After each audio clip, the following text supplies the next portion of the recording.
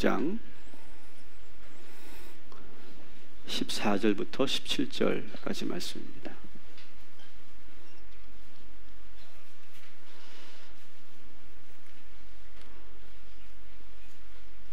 지난주 말씀 여러분 잘 기억하시죠? 세리 마태의 집에서 그의 친구들과 예수님이 지금 식사를 하고 계셨어요. 그런데 이것이 사실은 가버나움에서는 상당히 큰 이슈가 되는 그런 사건이에요. 오늘 우리 9장 14절을 여러분 누르러 한번 먼저 보시면 거기에 뭐라고 시작합니까? 그때에 라고 시작을 하고 있죠.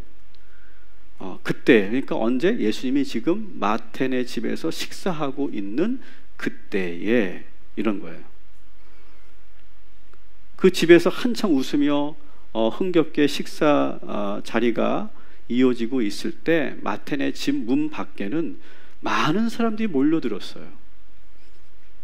그러면서 야, 어떻게 저 죄인들하고 저 예수라는 분이 식사를 할 수 있느냐, 이런 걸 가지고 막 그 밖에서 여러 막 사람들이 모여서 웅성웅성 거리면서 논쟁을 하고 있었어요. 일반 유대인들도 많이 있었지만 그 가버나움 지역에 소위 경건하다고 일컬어지는 그러한 사람들도 거기에 모였어요. 그래서 아주 몹시 불편한 얼굴로 지금 이 마태네 집을 주시하고 있는 거예요. 그 경건한 사람들은 어떤 사람들이냐? 오늘 본문에 보니까 바리새인들과 요한의 제자들이었어요. 근데 여러분, 사실 이 바리새인들과 요한의 제자들은 사실 사이가 썩 좋지 않습니다. 뭐 이스라엘은 사이 좋은 사람들이 없잖아요. 다 비난하고 비판하고 뭐 그런 관계인데, 유독 또 이 바리새인들과 요한의 제자들도 별로 사이가 좋지 않아요. 신학적 입장도 많이 다르고요. 또 신앙생활하는 그런 모습도 서로가 별로 마음에 들어하지 않아요. 그래서 세례 요한이 마태복음 3장 7절에 보면 바리새인들을 향해서 뭐라고 하면 야, 이 독사의 자식들아, 이렇게 말할 정도예요. 그런데 오늘 말씀을 보니까 갑자기 이들이 사이가 좋아졌어요. 자, 14절 한번 읽어볼게요. 시작. 그때에 요한의 제자들이 예수께 나와 이르되 우리와 바리새인들은 금식하는데 어찌하여 당신의 제자들은 금식하지 아니하나이까. 아멘. 뭐라고 표현해요? 우리와 바리새인들. 여기서 말하는 우리는 세례 요한의 제자들이에요. 야, 우리와 바리새인들은 금식하는데, 마치 친한 사람들처럼 그렇게 지금 하고 있죠. 그러면서 우리하고 지금 바리새인들은 금식을 하고 있는데 지금 당신과 당신 제자들이 지금 뭐 하고 있는 거예요 지금? 아니, 저런 죄인들하고 밥이나 먹고 떠들고 있을 때가 아니잖아. 뭐 하는 거야? 막 그렇게 비난하는 거야. 아니, 당신들은 저 죄인들하고 먹고 마시기나 하고 금식 같은 건 전혀 하지도 않습니까? 이렇게 지금 따지듯이 묻고 있는 거예요. 여기에 예수님의 대답이 있어요. 오늘의 핵심 구절이라고 볼 수 있어요. 같이 한번 읽겠습니다. 시작. 예수께서 그들에게 이르시되 혼인집 손님들이 신랑과 함께 있을 동안에 슬퍼할 수 있느냐? 그러나 신랑을 빼앗길 날이 이르리니 그때에는 금식할 것이니라. 아멘. 오늘 이 구절은 핵심 구절이기도 하면서 우리 기독교의 아주 중요한 신앙생활의 문제를 다루고 있는 구절이에요. 자, 원칙적으로 여러분 오늘 이 구절을 보니까, 이 예수님의 대답을 보니까 예수님은 금식을 반대하셨어요? 어떻게 하셨어요? 모르겠어요? 예수 어떻게 하셨어요? 예수님은 금식을 반대하지 않으셨어요. 금식을 폐기론자가 아니에요. 단지 뭐라고 하세요? 지금은 금식할 때가 아니다. 금식할 때가 곧 올 것이다. 자, 그러면 보세요. 바리새인들도 금식을 하고요. 세례 요한의 제자들도, 세례 요한과 세례 요한의 제자들도 금식을 하고요. 예수님도 금식을 인정하셨어요. 뭐가 문제예요? 틀리지 않잖아요. 다 똑같잖아요. 금식에 대해서. 근데 문제는 겉으로는 밥을 먹지 않으면서 이렇게 금식하며 기도하는 행위가 똑같아 보이지만 이 금식을 하는 의도와 목적이 완전히 다르다는 거예요. 오늘은 여러분이 이 차이를 아셔야 돼요. 예수님의 금식과 바리새인의 금식과 세례 요한의 금식을 우리는 분명하게 알아야 돼요. 겉으로는 똑같아요. 여러분, 우리도 기도하고 불교도인들도 기도합니다. 그죠? 다른 종파들도 다른 종교들 다 기도합니다. 똑같아요. 똑같은 비슷한 종교 행위들이 많이 있어요. 그런데 우리 기독교는 무엇이 다른가? 오늘 그것을 우리가 분명하게 알아야 되고요. 그리고 두 번째는 여러분들이 오늘 이 말씀을 들으면서 그런데 나의 신앙생활이 마치 바리새인들과 같은 신앙생활이었구나. 내가 몰랐는데 내가 바리새인들 같이 신앙생활을 하고 있었네. 그걸 느끼실 수 있어야 돼요. 모르긴 몰라도 여기 계신 거의 대부분이 율법주의적인 신앙을 갖고 있거든요. 저도 마찬가지고. 이게 자칫 잘못하면 그렇게 빠질 수 있어요. 내가 어쩌면 저 세례 요한과 그 제자들처럼 그렇게 신앙생활을 하고 있었네. 그렇게 여러분들이 나를 인식하게 된다면 오늘 예수님의 이 말씀은 성공이에요. 자, 그러면 오늘 바리새인의 금식, 세례 요한 종파의 금식, 예수님의 금식을 우리가 살펴볼 거예요. 자, 첫 번째 바리새인의 금식은 어떤 금식이냐? 바리새인의 금식은 율법에 따른 금식이죠. 바리새인들은 일주일에 2번씩 금식을 하게 되어 있어요. 그게 율법에 명시되어 있어요. 이거는 바리새인이라면 누구나 해야만 하는 의무예요. 의무. 왜냐하면 율법에 명시되어 있기 때문에. 율법에 따라 규칙적으로 금식을 하면 하나님께서 기뻐하신다고 믿었어요. 이렇게 금식뿐만 아니라 율법을 철저히 지키고 행하면 하나님께서 은혜를 주시고 구원해 주신다고 믿었어요. 여러분, 이 바리새인들의 금식이 무엇이 문제일까요? 소위 바리새인들의 율법주의 신앙은요, 오늘날 우리 그리스도인들에게도 많은 영향을 지금도 미치고 있어요. 제가 그래서 최근에 계속해서 말씀드리는 주제가 있죠. 따라합시다. 교회 안의 율법주의. 저는 계속 이 부분을 여러 번 강조하게 될 것 같아요. 교회 안의 율법주의. 실제로 사도 바울도 밖에 있는 유대인들의 바리새인들의 율법주의와도 싸웠지만 초대교회 안에 있는 율법주의자들과 아주 치열한 논쟁을 하고 싸웁니다. 영적으로. 그게 바로 로마서, 갈라디아서고 그 밖에 서신서예요. 이게 왜 문제가 되느냐? 우리가 신앙생활을 하면서 순수했던 신앙생활이 종교생활로 바뀌게 되는 요 시점이 있어요. 이 과정을 제가 그대로 한번 묘사해 볼게요. 이것은 어느 교회 이야기도 아니고 우리 교회 이야기도 아니고 누구를 지칭하는 이야기도 절대 아니에요. 제가 그냥 만든 이야기지만 어느 교회나 있을 법한 이야기를 제가 재구성한 거예요. 자, 금식을 가지고 한번 이야기해 봅시다. 처음에 금식을 시작합니다. 처음에 금식을 시작할 때는 예수님이 말씀하신 것처럼 십자가에 달린 예수님을 묵상하면서 나의 죄를 진심으로 회개하는 마음으로 금식을 해요. 여러분, 곡기를 끊고, 다시 말하면 일상생활에 여러분 하루 세 끼를 먹는다는 것은 꽤 많은 시간이 필요로 하는 거예요. 근데 곡기를 끊고 일상생활을 뒤로하고 뭐만 하겠다는 거예요? 하나님만 바라보겠다. 이게 금식이잖아요. 하나님만 의식하고 하나님만 바라보겠다. 내가 24시간 하나님하고만 내가 함께 하겠다. 그런 마음으로 하는 게 금식인 거예요. 근데 여러분, 금식을 해보신 분들은 아실 거예요. 금식을 정말 성공적으로 여러분 경험해 보신 분들은 아실 텐데 정말 은혜가 많습니다. 이 금식이. 막 금식을 하는 가운데 막 나의 죄 때문에 막 눈물도 나고요. 나를 용서하시고 사랑하신 그 하나님의 사랑을 만나면요, 막 가슴이 막 뜨거워지고, 분명히 금식을 하면 힘이 없어야 되는데 어디서 나오는지 모르는 그런 힘이 막 쏟고요. 오히려 몸이 더 가벼워지고요, 마음이 평안해지고요, 영적으로 아주 깊이 주님을 만날 수 있는 그러한 방법이 금식이에요. 근데 어느 날 이 좋은 것을 어느 교회에서 이렇게 하는 거예요. 금식의 날로 지정을 하는 거예요. 그래서 목사, 장로, 권사, 집사, 성도에게 미션을 주는 거예요. 자, 목사는 며칠 금식하면 될까요? 며칠? 일부 때는 40일을 하라고 저보고 그러더라고요. 죽일 일 있나? 40일을 저한테 하래요. 그래, 그러면 장로는 며칠 하면 될까요? 30일. 하여튼 남의 일이라고 지금 막 던지는 거예요. 그러니까 어쨌든 정하는 거예요. 뭐 목사는 그래 40일, 뭐 장로는 30일 하면 돌아가실 것 같으니까 일주일. 그 권사는 3일. 집사는 집사니까 하루. 집사들 제일 많이 크게 했어. 성도는 뭐 한 끼, 뭐 그렇게 딱 지침이 내려가는 거예요. 그리고 금식 집회를 엽니다. 그리고 교회에서 추석 체크를 해요. 그래서 장로님들과 권사님들은 안 넣을 수가 없어요.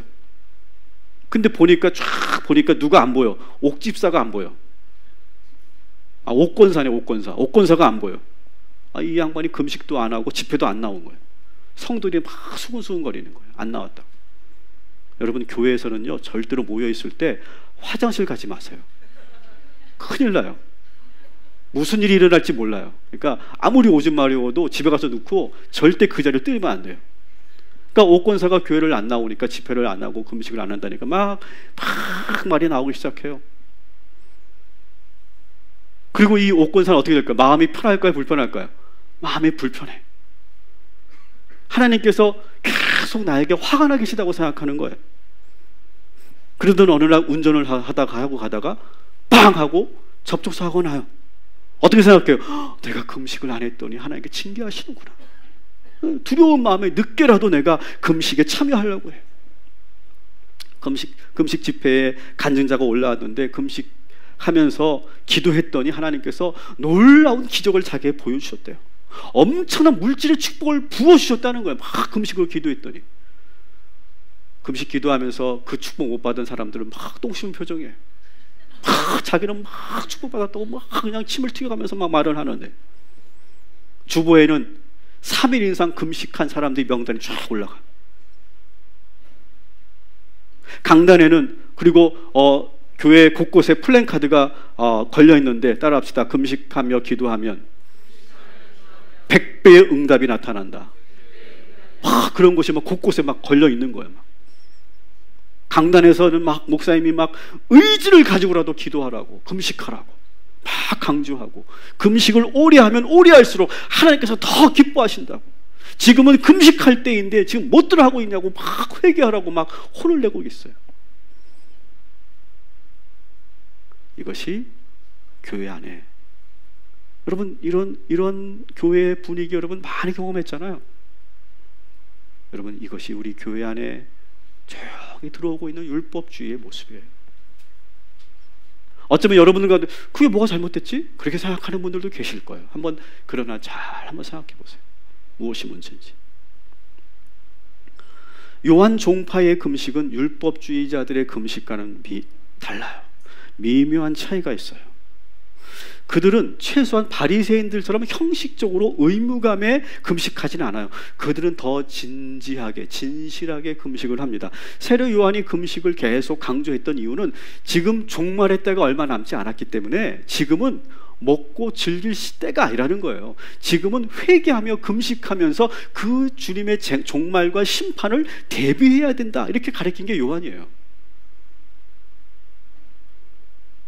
그리고 이 요한 선생님이 보여줬던 그 모습, 세상의 즐거움 다 버리고, 세상 자랑 다 버리고, 원래 이 요한은 제사장 가문의 아들인데 그 모든 명예 다 버리고 어디로 가요? 광야로 가잖아요.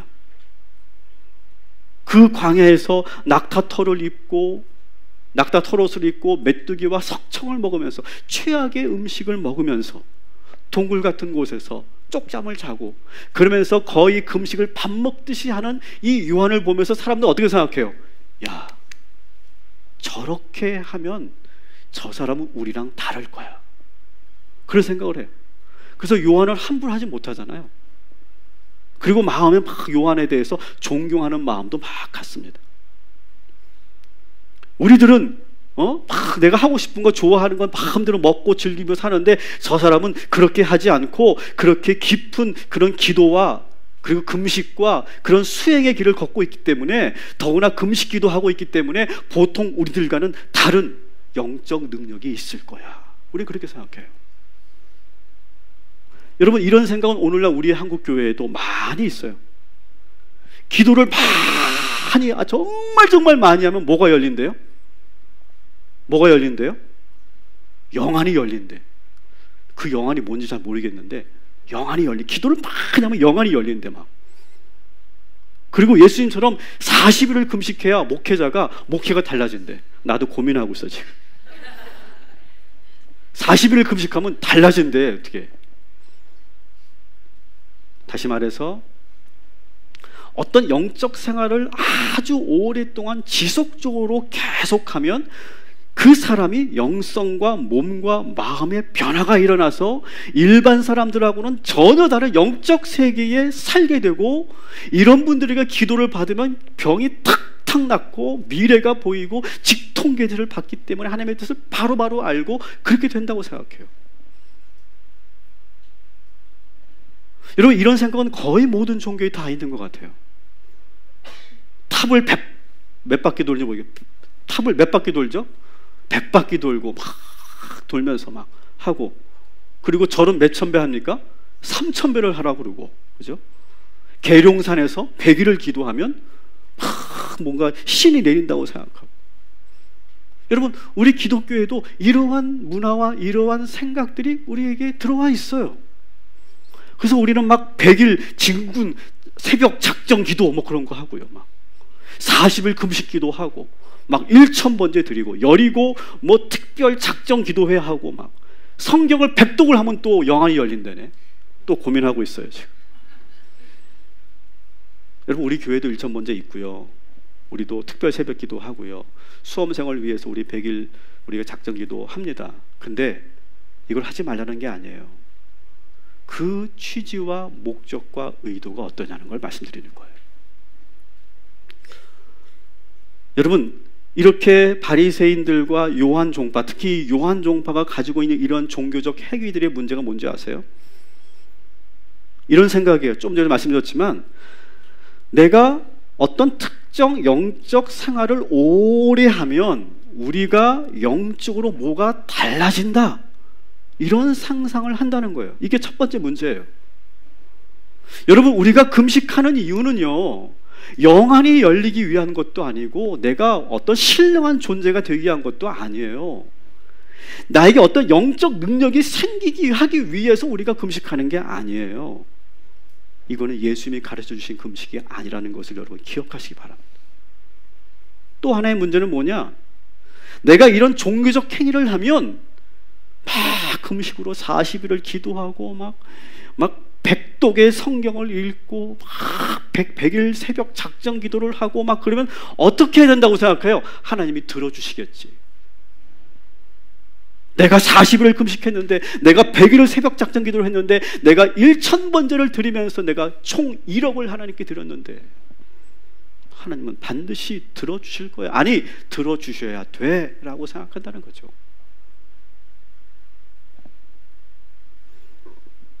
세 번째 문제가 뭐냐면, 이렇게 철저히 우리처럼 금식하며 기도하는 우리들은 저렇게 기도 생활 안 하고, 그리고 예배도 제대로 안 드리고 성경도 제대로 보지 않는 저 사람들과는 나는 다르다, 이렇게 생각을 하게 돼요. 우리 모두가 자연스럽게 그렇게 갖게 되죠. 우리는 아주 힘들고 어려운 금식을 통해 하나님께 더 가까이 간다고 생각해요. 하나님께서 죄 많은 자들과 우리를 구별해 주신다고 생각해요. 외식하는 바리새인들과도 다른 영적으로 순결하고 능력 있는 자들로 우리를 구별하여 주신다, 이렇게 생각해요, 요한 종파들은. 이것이 바로 요한 종파들이 가지고 있었던 잘못된 방향이라는 거죠. 어때요 여러분? 우리들에게 조금씩 자라나고 있는 우리들의 그 신앙의 모습이 거기에 다 포함되어 있지 않습니까? 반면에 예수님이 가르쳐 주신 금식이 무엇인지 봅시다. 15절 다시 한번 읽어볼게요. 시작. 예수께서 그들에게 이르시되 혼인집 손님들이 신랑과 함께 있을 동안에 슬퍼할 수 있느냐? 그러나 신랑을 빼앗길 날이 이르리니 그때는 금식할 것이니라. 아멘. 자, 오늘 이 말씀을 잘 보시면 지금은 어떤 때라고요? 금식할 때가 아니다. 지금은 어떤 날이냐? 신랑과 함께 잔칫날 같은 좋은 날을 누리고 즐겨야 될 때다. 여러분, 결혼식장에서 여러분 금식하면 그거 이상한 거죠. 적절치 않은 거예요. 여기서 신랑은 누구를 말합니까? 예수님을 말씀하시는 거예요. 예수님께서 이걸 말씀하시고, 예수님께서 이 땅에 오셔서 우리 모두가 구원을 얻었잖아요. 그러니까 지금은 결혼 잔치처럼 축복하고 서로가 서로를 축복하고 기뻐해야 되는 날이라는 거예요. 예수님이 이 땅에 오셨기 때문에. 여러분, 기독교는요, 고행의 종교, 율법의 종교가 아니에요. 두려워서 무서워서 행하는 종교도 아니에요. 인간이 막 열심히 노력해서 어떤 구원의 자격을 획득하는, 착한 일을 많이 해서 내가 구원받는 그러한 행위의 종교가 아니에요. 여러분, 이 사진을 잘 보세요. 막 가시밭길을 만들어 놓고 거기에 막 온몸을 막 뒹굴며 가는 거예요. 온몸이 막 이제 피투성이가 되겠죠. 막 수십 킬로, 수백 킬로를 막 그냥 그렇게 땅에 엎드려 막 그냥 고행과 수행을 하고 율법을 강조하고 규칙을 강조하고 막 명상을 하고 막 수련을 하는, 여러분, 이것과는 우리 기독교는 거리가 멀다는 거예요. 여러분, 오늘 우리가 드리는 이 예배도 여러분 어떤 마음으로 오셨어요? 내가 이번 주도 안 가면 난 하나님이 가만 안 두실 거야. 혹시 그런 마음으로 오셨어요? 여기 2주, 3주, 3주 빠지신 분은 아마 그런 마음 오셨을 거예요. 자유하시기 바랍니다. 나오라는 거야, 말라는 거야. 적어도 우리는요, 하나님께서 우리를 구원하셨어요. 우리가 예배드리는 이유는 뭐예요? 그 구원에 감사해서 기쁨으로 우리가 자발적으로 주님을 찬양하기 위해서 우리는 예배하는 줄 믿습니다. 저는요, 이렇게 하고 싶은 욕망도 있어요. 저한테 주일 성수 3주 이상 아는 분들은 하나님의 저주가 있을지어다. 그렇게 말하면 정말 많이 올 것 같아요. 저도 그렇게 두려움과 공포감을 가지고 목회하고 싶은 유혹이 들 때가 있어요. 하지만 그것은 복음이 아니에요.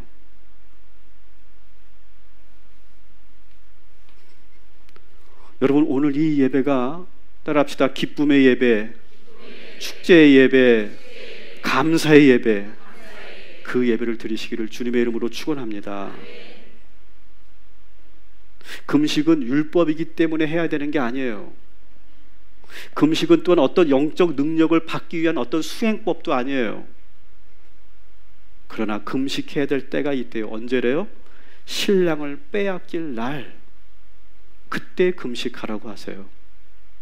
신랑을 빼앗길 날은 뭐냐면 예수님께서 십자가에 달려 죽으시는 그날 금식하래요. 여러분, 이게 대단히 중요한 거예요.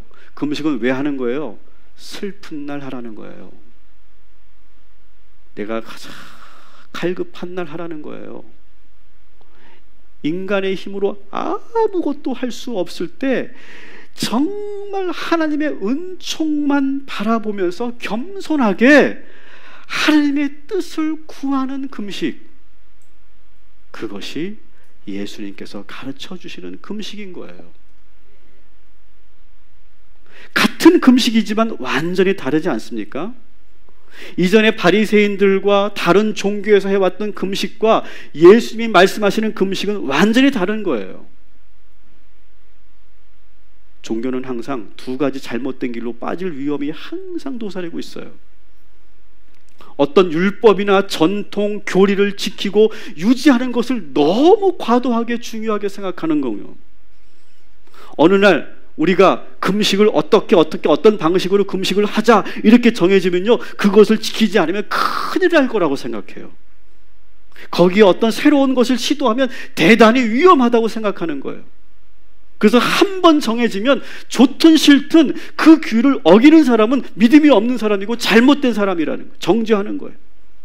그런 의미에서 바리새인들 입장에서 본다면 예수님의 지금 금식 안 하고 저 죄인들과 밥을 먹는 것은 대단히 율법적으로 잘못됐기 때문에 정죄받아야 될 내용인가라는 거죠.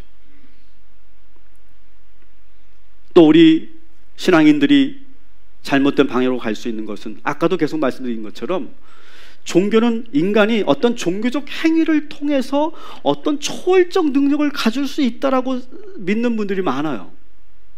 기독교에 참 많아요. 오랜 수행을 하거나 훈련을 하면 일반 사람들과 다른 사람이 되거나 어떤 특별한 능력을 가질 수 있다고 생각하는 거예요. 그러나 여러분, 성경 그 어디를 보세요. 예수님께서 어떤 수행의 방법과 훈련을 하라고 특별하게 지시한 내용이 없어요. 여러분, 예수님이 기도 몇 시간 하라고 그래요? 기도 몇 시간 하래요? 예수님이?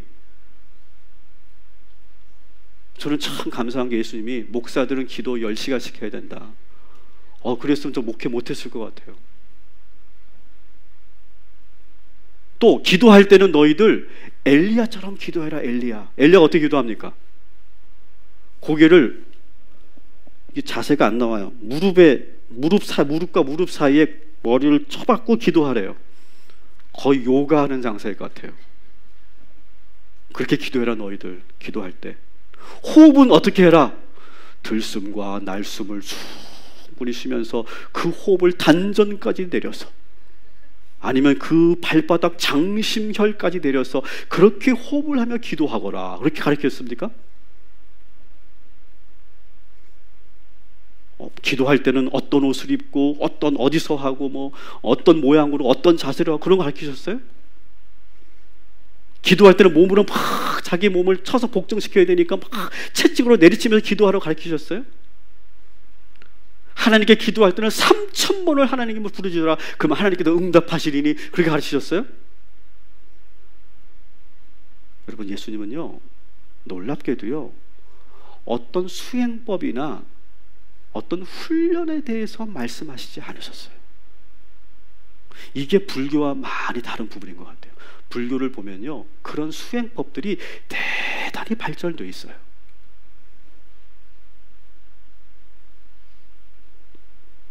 예수님의 믿음 생활은 뭐냐? 지금까지 제가 말씀드렸던 바리새파들과 요한의 종파들과 다른 종교와는 전혀 새로운 패러다임의 신앙이에요.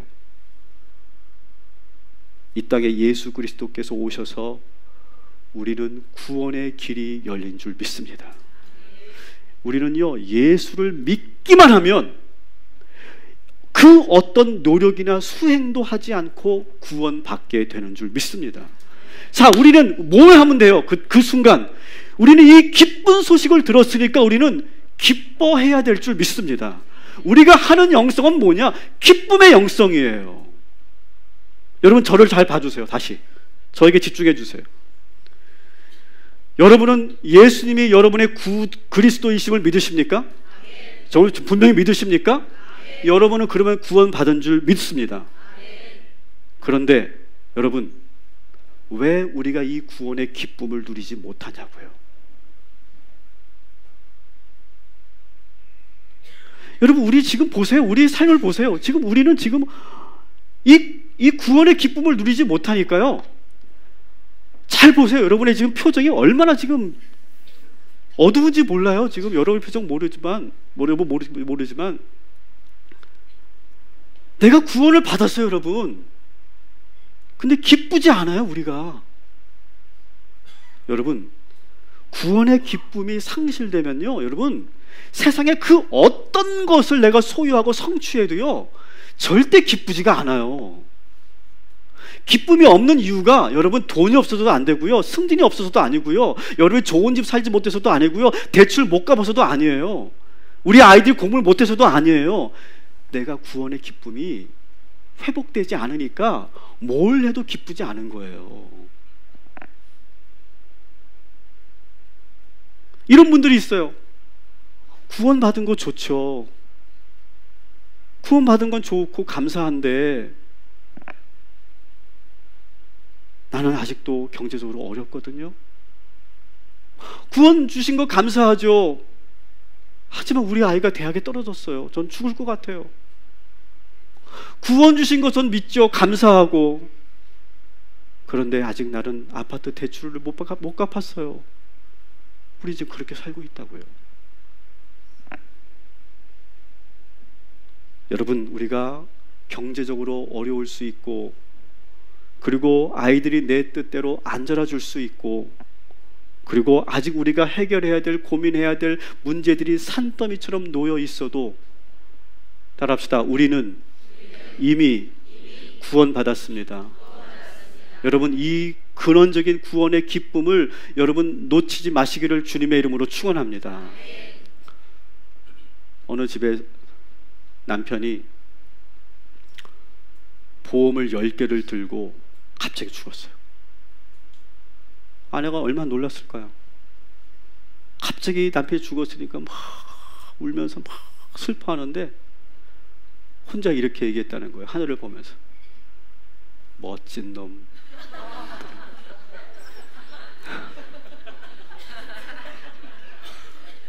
막 슬픈데 한쪽에서는 슬프지가 않은 거야.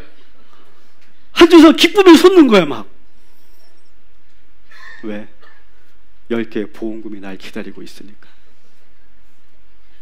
이건 제가 극단적인 예로 재밌게 풀어드린 거예요. 여러분, 우리는 구원받았어요.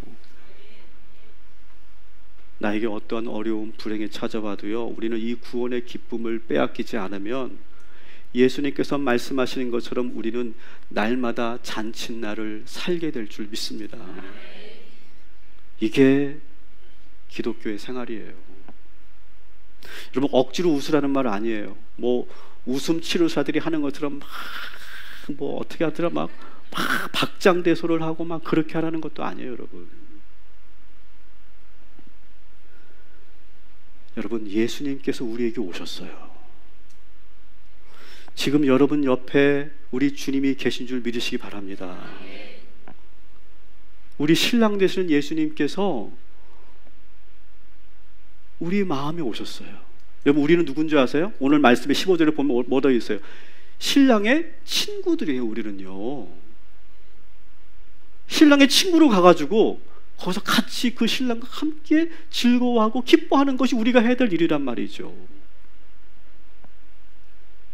근데 여전히 여러분들은, 여러분의 표정은 마치 장례식장에 오신 것 같은, 우리는 그런 표정으로 살고 있단 말이에요. 여러분, 불교에서 석가모니는 인생을 뭐라고 합니까? 인생은 고다, 고통 자체다, 이렇게 말해요. 근데 예수님은 뭐라고 하세요? 따라합시다. 인생은 잔칫날이다. 오늘 말씀이에요. 인생은 잔칫날이에요. 이미 우리는 구원받았기 때문에. 여러분, 석가모니가 살던 인도가 어려웠겠어요? 예수님이 살던 그 유대 땅이 더 어려웠겠어요? 인도는요, 먹을 것이나 많죠. 그죠? 땅이나 좋죠. 예수님이 살던 이 현실은 더 척박하고 더 어려웠어요. 그런데 예수님이 현실을 외면하고 말씀하시는 게 아니에요. 예수님은 그 힘든 현실 속에서도 인생은 잔칫날이라고 선포하고 계시는 거예요. 왜? 이 하나님께서 우리를 구원하셨기 때문에. 이 땅에 신랑으로 오셔서 우리가 구원받을 길을 열어주셨기 때문에 우리는 이미 축복의 잔치를 벌이며 살라는 거예요. 물론 예수님께서 십자가에 달려 죽으셔서 잠시 우리가 금식하며 슬퍼할 수 있어요. 그러나 어떻게 했습니까? 예수님께서는 다시 3일 만에 부활하셨죠. 그래서 우리는 영원한 잔칫날, 영원한 승리의 기쁨을 누리는 거예요. 여러분, 목적을 어디에 두느냐에 따라서, 초점을 어디에 두느냐에 따라서 우리 인생은 천국이 되기도 하고요, 지옥이 되기도 하는 거예요. 여러분, 우리의 삶은 하늘나라가 임한 줄 믿습니다. 여러분, 우리는 헬조선에 살지 않아요. 우리는 지옥에 살지 않아요. 지옥과 같은 집에서 사는 게 아니라 우리는 구원받은 백성으로서 우리는 천국을 이미 경험하고 있는 줄 믿습니다.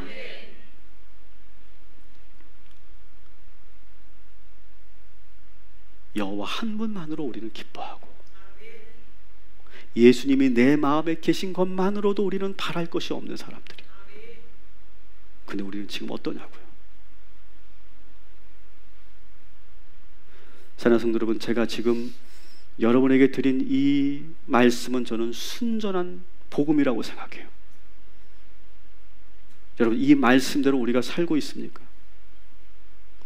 여러분에게는 아마 여전히 율법주의적이고 성취중심적이고 신비주의적인 그런 종교적 잔재들이 남아있을 거예요. 아마 그걸 느끼실 거예요.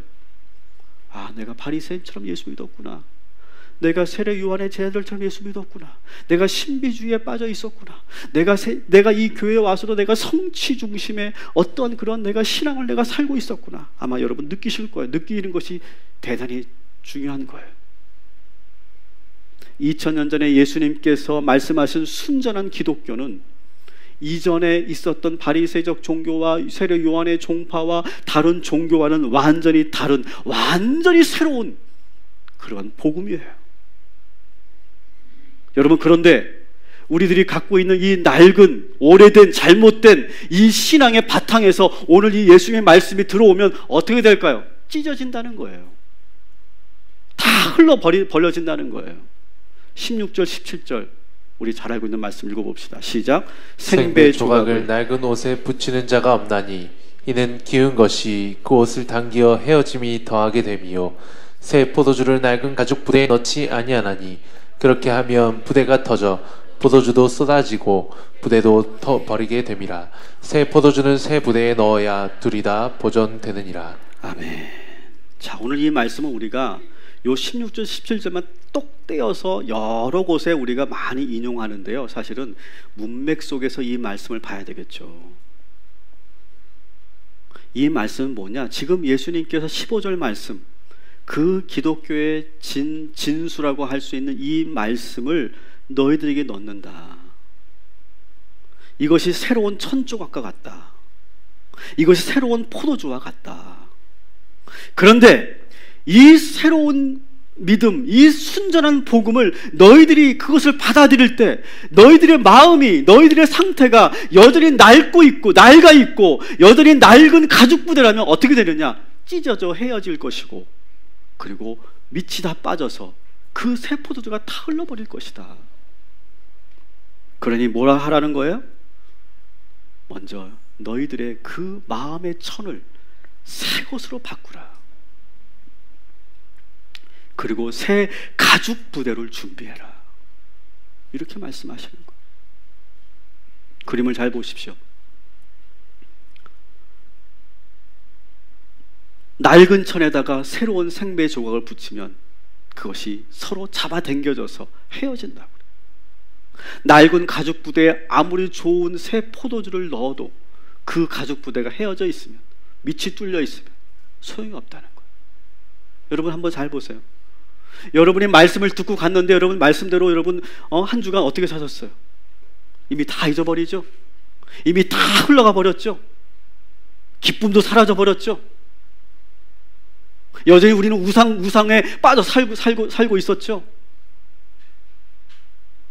오늘 이 시간 여러분 새로운 천을 준비하시고 새 가죽 부대를 준비하셔서 오늘 이 예수님의 순전한 복음을 다시 받아들이시기를 주님의 이름으로 축원합니다. 자, 그래서 이제는 이렇게 할 거예요. 마지막 작업인데요. 자, 한번 눈을 한번 감아봅시다. 자, 오늘 말씀 마지막 16절 17절을 여러분 잘 기억해 보세요. 자, 둘 중에 하나를 선택하세요. 자, 여러분을 새로운 천이라고 한번 상상해도 좋고요, 또 새로운 가죽 부대라고 상상해도 좋아요. 그리고 어떻게 하냐면 거기에 지금 예수님이 지금 말씀하신 이 순전한 복음을 연결할 거예요. 그래서 직조할 거예요. 새로운 천을 넣어서 여러분에게 그 직조에서 그것이 완전히 여러분의 것이 되게 만들어 드릴 거예요. 또 새로운 포도주와 같은 예수님의 그 복음을 여러분들에게 넣어 드릴 거예요. 그리고 그것이 충만하게 채워지는 것을 상상해도 좋아요. 천으로 선택하든 가죽부대를 선택하든 한번 눈을 감아 보십시오. 그리고 제가 여러분들에게 들려드리는 이 말씀을 그대로 받아들이십시오. 그리고 동의가 되신다면 조용히 아멘 하시면 됩니다. 우리는 구원 받으려고 노력하는 사람들이 아닙니다. 우리는 믿음으로 이미 구원을 받았습니다. 우리는 의무적으로 습관적으로 눈치 보며 행하지 않습니다.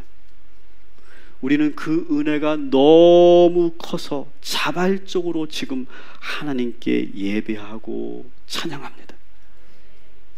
나에게 그 어떤 특별한 영적 능력도 필요하지 않습니다. 수행을 하거나 훈련을 할 필요도 없습니다. 오직 성령께서 나와 함께 하시면 우리에게 권능이 임하게 되고 우리는 놀라운 일을 하게 될 것입니다. 우리는 그 십자가를 기쁘게 지고 가게 될 것입니다. 우리의 삶은 날마다 축제고 잔칫날입니다. 이미 우리는 구원을 받았으니까요. 나에게 필요한 것은 많이 있지만 그러나 우리에겐 궁극적인 것이 채워졌기 때문에 부족함이 없습니다. 따라합시다. 하나님 한 분만으로 만족합니다. 예수님이 내 안에 계시니 부족함이 없습니다. 우리는 성령님으로 충만합니다. 아멘, 아멘, 아멘. 이 복음을 이으십시오. 이 복음을 받아들이십시오. 그리고 그 충만함으로 살아가는 복된 한 주간 되시기를 주님의 이름으로 축원합니다.